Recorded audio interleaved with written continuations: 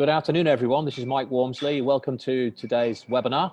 I'm delighted to have with me industry legend Denise Walker, sharing your strategic vision. And, you know, has there ever been a more important time to work out your strategy and think ahead? Not just because it's that time of year, you know, December coming into the new year and so on, but, you know, it's a pretty uncertain world at the moment. And thinking one step ahead of your competitors is a pretty good idea, it seems to me. Now, I've known Denise for years. I've respected her from afar. I've heard phenomenal things about the work she's done with her clients, some of which are common clients of mine over the years. And she makes a real difference to businesses. She helps you to shape your strategic vision and pulls that kind of aspect together. And today she's going to be sharing some of the insider secrets of doing that, some of which are very, very simple indeed, as all good ideas are.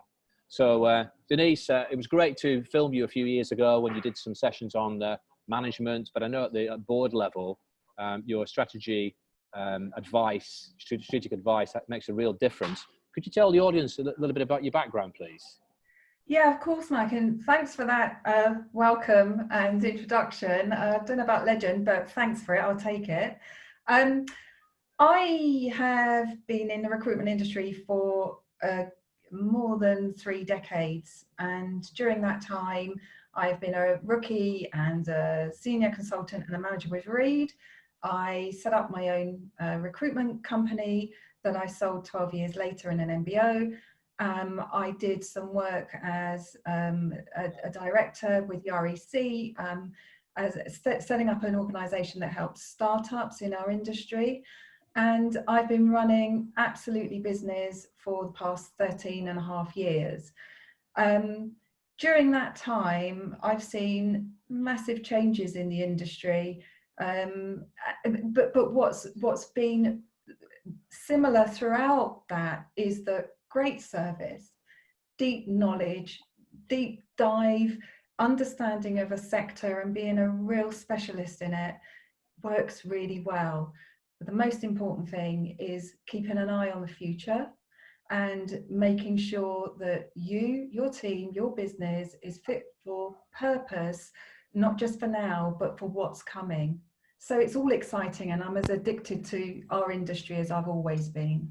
Brilliant. You know, I love your passion and your energy, Denise. You know, even there were some wise words which people may or may not have grasped.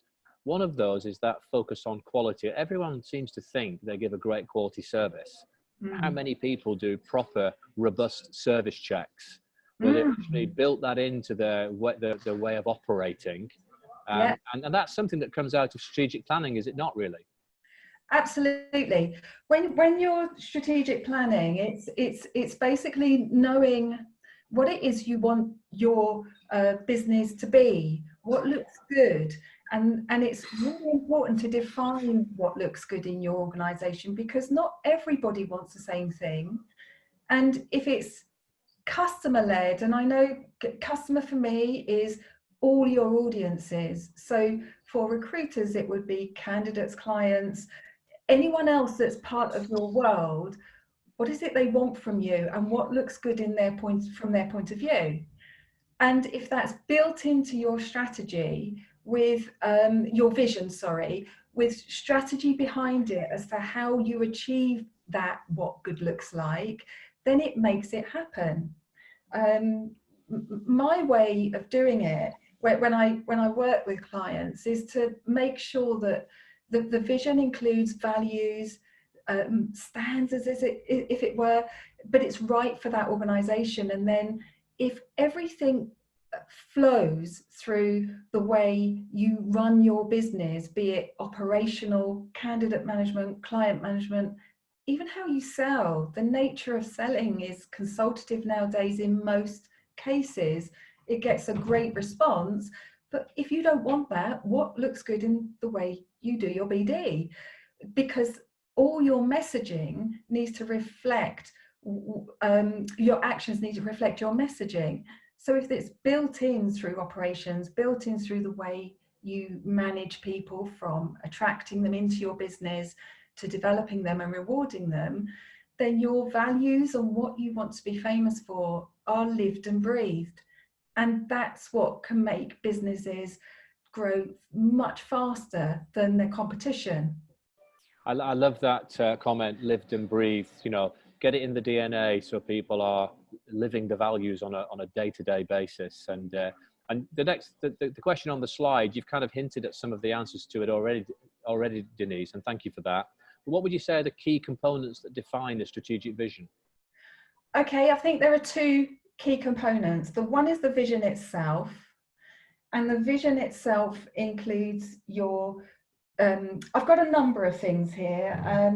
I think it's about 6 or 7. So, Mike, if it's okay, can I briefly explain what they are? Please do, yeah. Okay, great. The first one is pitch. So if you're thinking of a timeline of, say, 3 years' time, what does good look like for you then? What's the picture you want to paint? So under that picture heading, you'd have subheadings that include pitch. So in a nutshell, once that business is built, what's it going to be, and how do you want it articulated and communicated? And often pitch comes last. You'd kind of complete that once you've gone through the rest of the process, which includes things like identifying size. So it's pitch, then size. So how big will the operation be? Where will it be based? What kind of sales will you have? What kind of markets will you be in, and how much of them would you want of it? So, for example, I probably, the way I work probably is appropriate in some of what I do is appropriate to about 5% of the recruitment industry, because not everyone wants everything that I do. Other parts of it might be appropriate to a much larger section. You need to understand your target audiences. So the third is operations. So the clients, customers, candidates, all types of customers, what are the types and profiles of those you want to attract? And what are the needs that their needs that you're going to be seeking to satisfy? What products, what services, where's your focus going to be? And it's, again, market segmentation. So pitch, size, operations. The next is differentiation. It's really important to be different. And I categorize difference in 3 ways. There's unique, there's very different, and then there's the same but better. And in some markets, being the same but better is good enough. I think today it's really important to have absolute clarity on your differentiation, and often you can create it. So I was working with a business recently, and even looking at the way they were doing things so exceptionally well, and they didn't realize how well that was, maximizing exposure on some of those things they were doing really well created a component in terms of their marketing strategy that nobody else in their market was doing. And so that would be unique. And I can't share what it is because it's confidential. Well, Denise, I love that. It's like, I've got a phrase, excellence is normal.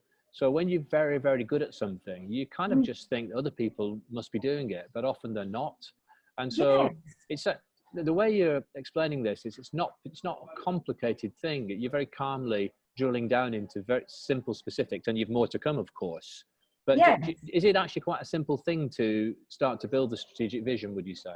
Yes, I do. I think you need a framework for it. So as well as pitch, operations, differentiators, you need to be thinking about people next. So already I've talked about 4 things that I'm used to talking about, and helping and guiding teams of people to explore these areas.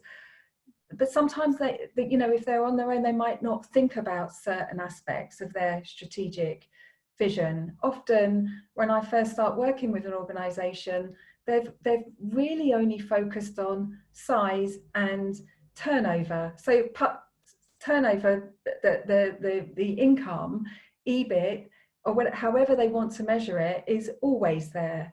Often they don't spend enough time on the differentiation and making sure it flows through all of their business by the way they do things. So the next is people. And we all know that if you get the right people in your organization who meet your values, and I mean, the key thing is, will they like working here? Will we like working with them? And are we going to build something together? If you get the right match, you can create magic. So defining what looks good in terms of values and what kind of behaviors are going to be valued in the business, define some of that. And this isn't this isn't an exercise in admin.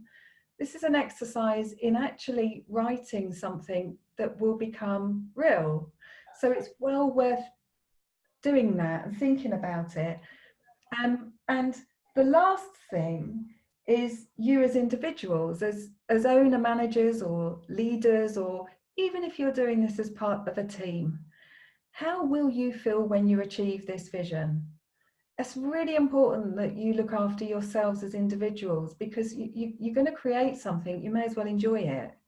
So having an idea of that to start with, and especially owner managers, as I see sometimes they've created something and it's all work, that, you know, they've got to have some fun along the way as well. Absolutely. I think, you know, some key points came out there from me amongst many, just to highlight one or two.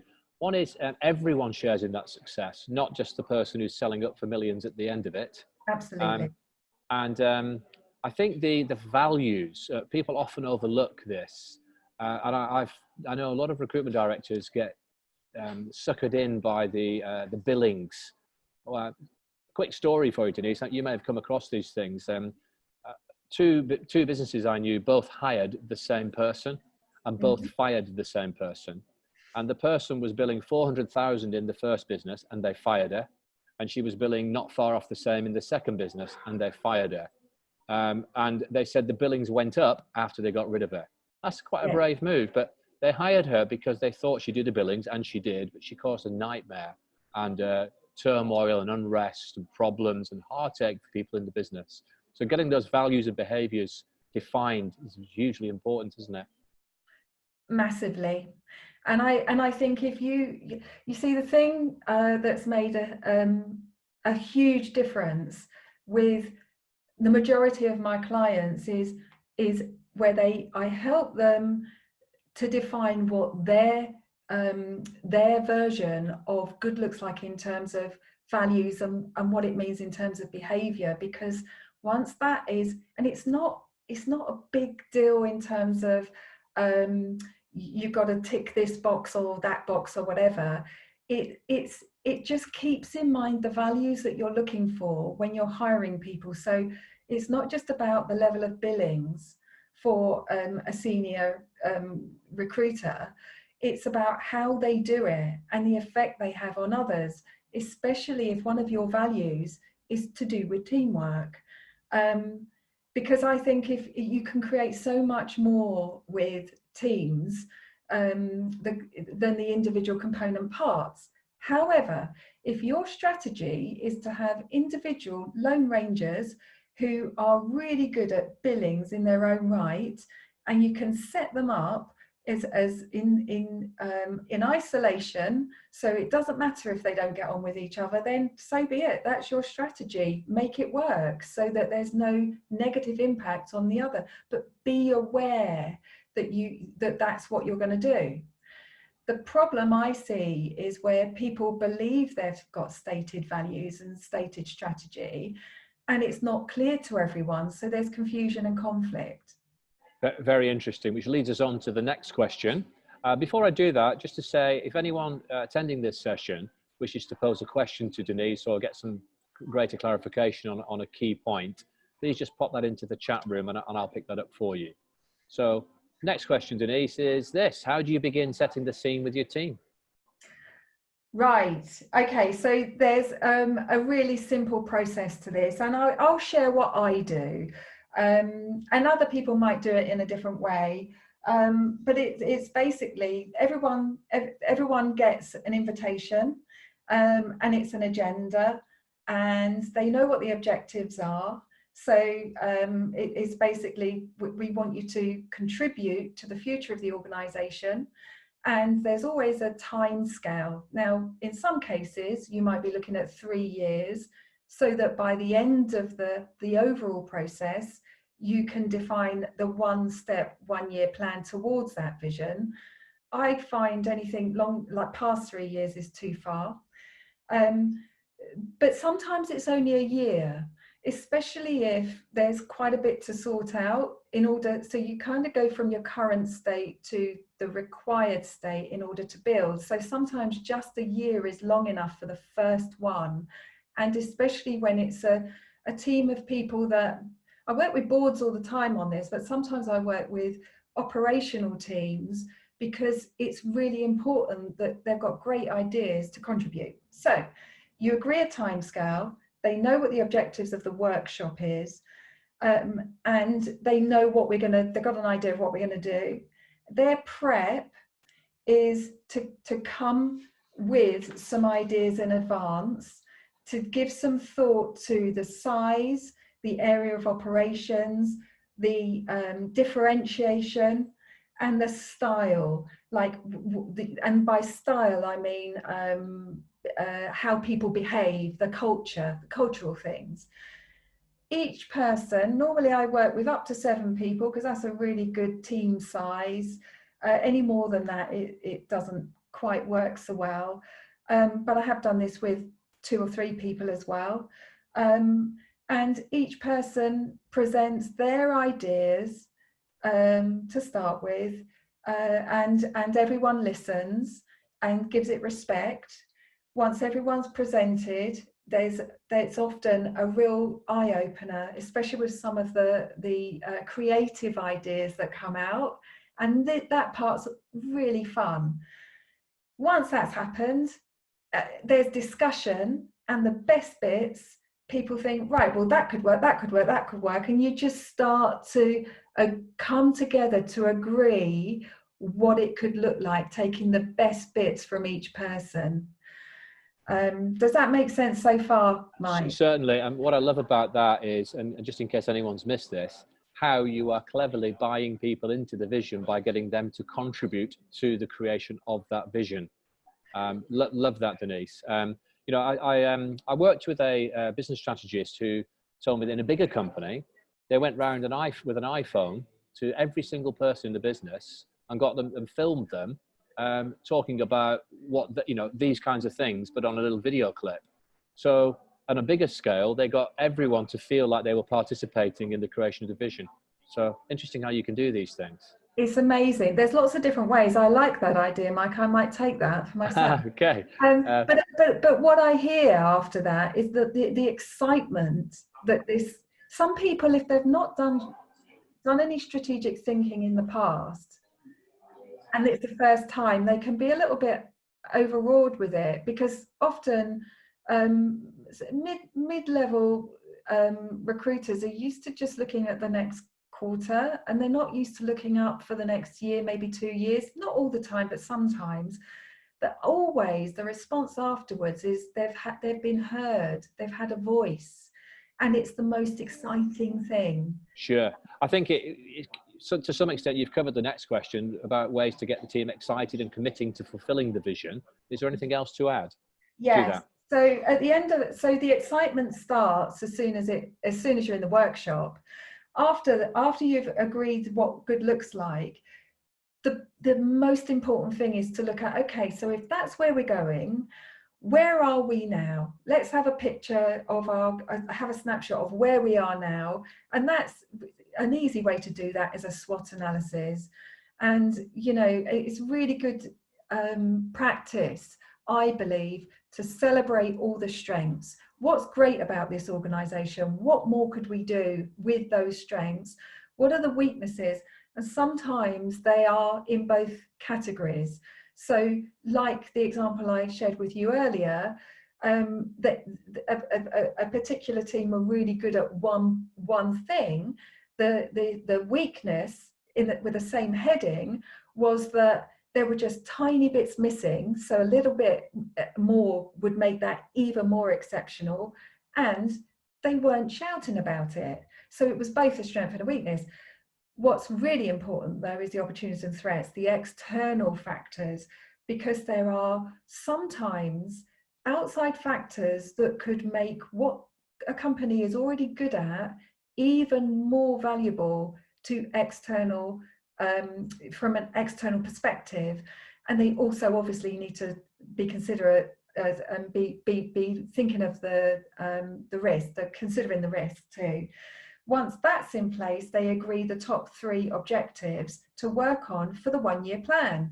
So they've agreed what looks good, they've agreed where they are now, and then they agree what they need to work on. So they own the whole thing. And that makes it really exciting for when they actually put this into a business plan. Great stuff. And how do you keep, I mean, the next question, I think, just building on greater input from individuals, is on one-to-ones. I mean, should you hold one-to-ones with each person to get their input? Going back to the strategic plan, when you some of the homework after this, and it will evolve over the next, if you're fast, it can be done in a week, but you'd be working day and night to get it done. But a proper strategic plan, sometimes that can take months, because it might need research, you would know where your gaps are, because you need to find out things. You might, some of the headings for this, and if anyone wants the headings for this, they can just ask me. So, but it's things like a market analysis, it could be you need to know some competitor research, you might need a marketing strategy, a risk strategy, and obviously a finance one. However, I believe strategic planning is a team, it's a team thing, really. It builds teams, but what you need is the individual focus afterwards. So one of the concepts I truly believe in is that you need to have a clear focus, which is your strategy. You need to have cohesion. So every department and every team and the individual team members need to be working towards that focus, and therefore it makes it simple to achieve the goals that you've set yourself.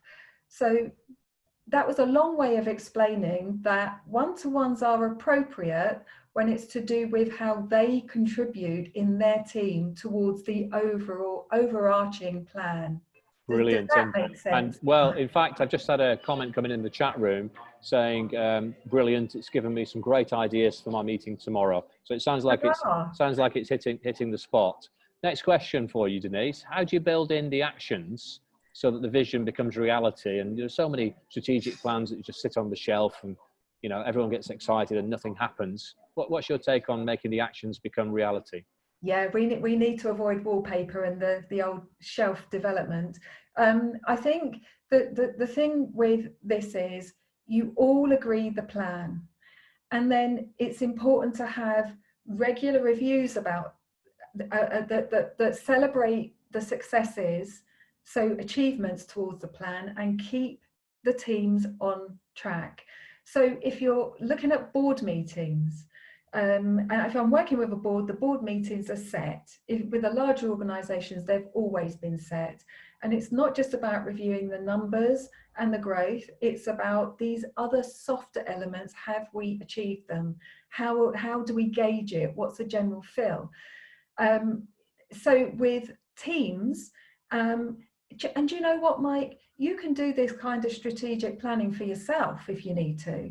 It's about, what did you agree you were going to do, and are you on track? And it's scheduling reviews, and don't let it slip. These should be really quite, I don't like structure too much, but I think these should be set in stone, because when you review it, it becomes real.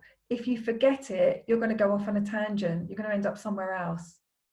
Great stuff. Well, thank you for that. I know you're going to move on to a case study shortly, but the next question is, how do you keep the vision front of mind? So again, you touched on that a little bit, but keeping it fresh, keeping people excited along that journey?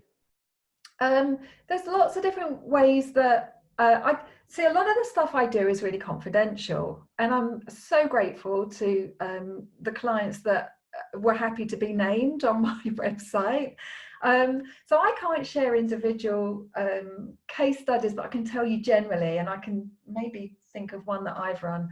But the keeping it front of mind, I've seen things like having visuals, having the values up and living and breathing them, celebrating where people, individuals and teams have really lived and breathed them, having visuals in terms of what we said we would do and what we've actually done,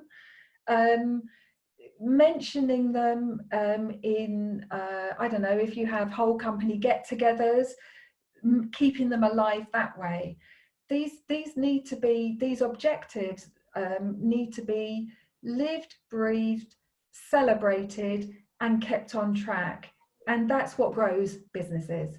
Brilliant. I love it. And, you know, the vision and values on the wall, you know, a lot of people think things like mission statements, vision, values is a bit of fluff, but actually, if it represents how you want, you know, everybody in the business wants to operate to a world-class standard, and, you know, ethics and integrity and decency and whatever else matters to you, having it on the wall is a good check and balance for everybody, isn't it?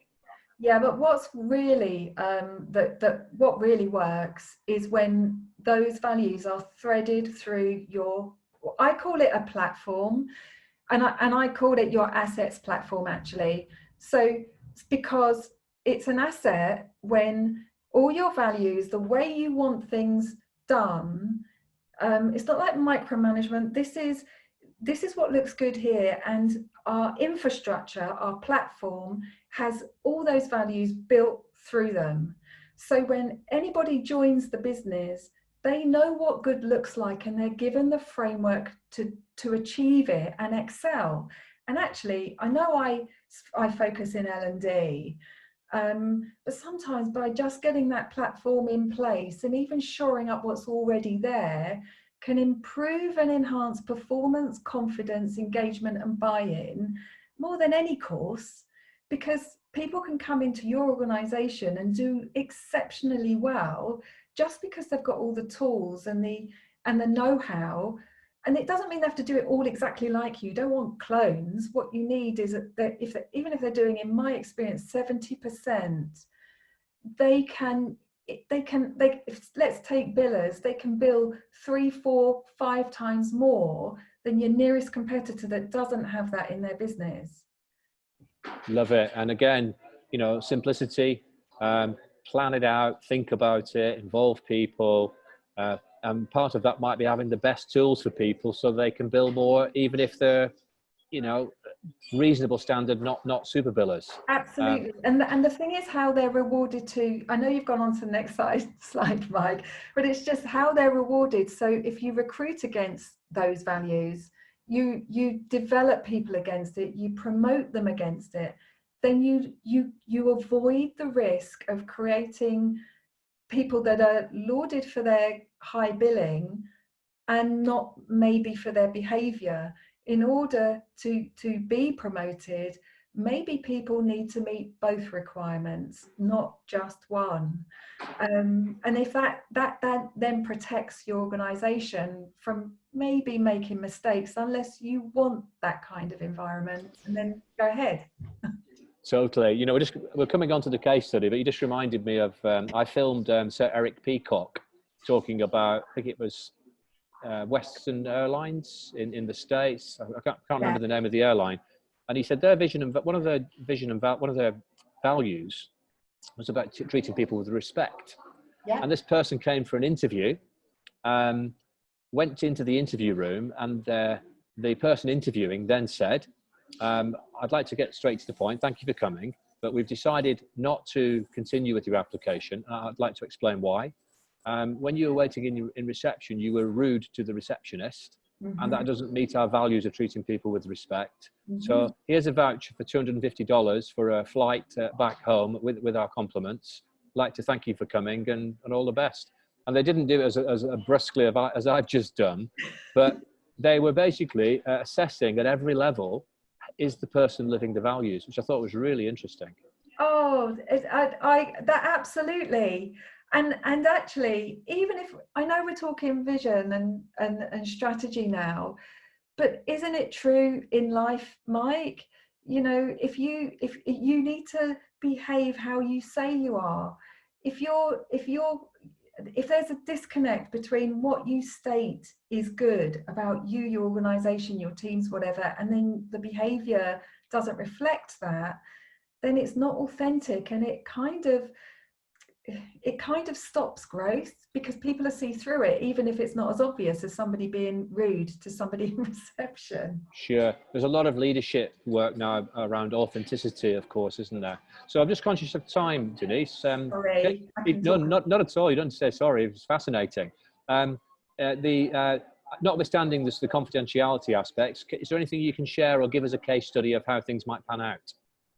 Okay, so on my website, there are case studies on my website. Now, they're a mix of L&D and strategic planning and all sorts of things. Let me see. Let me think of, okay, I'm thinking of two organizations. One's relatively small, 20 people in the business. One is larger with about 80 people in the business. So the concepts for strategic planning work really well in both. The larger one, I work with a board to start with, and then their up and coming leadership team. And what that did, just going through the workshop, it got starting with the 4 founders, it got them all aligned, because over the previous 5 years, they'd kind of gone on their own happy way, and it brought them back together. And they got very excited about what they could now do with their business. The next up and coming leadership team were brought in at the stage where the outline for the next 3 to 4 years, or could have been 5 actually, but we focused on the 3, what that could look like. They were invited to contribute to that, and authentically, it wasn't just lip service, it was real. And then together they built the plan over the next month or so.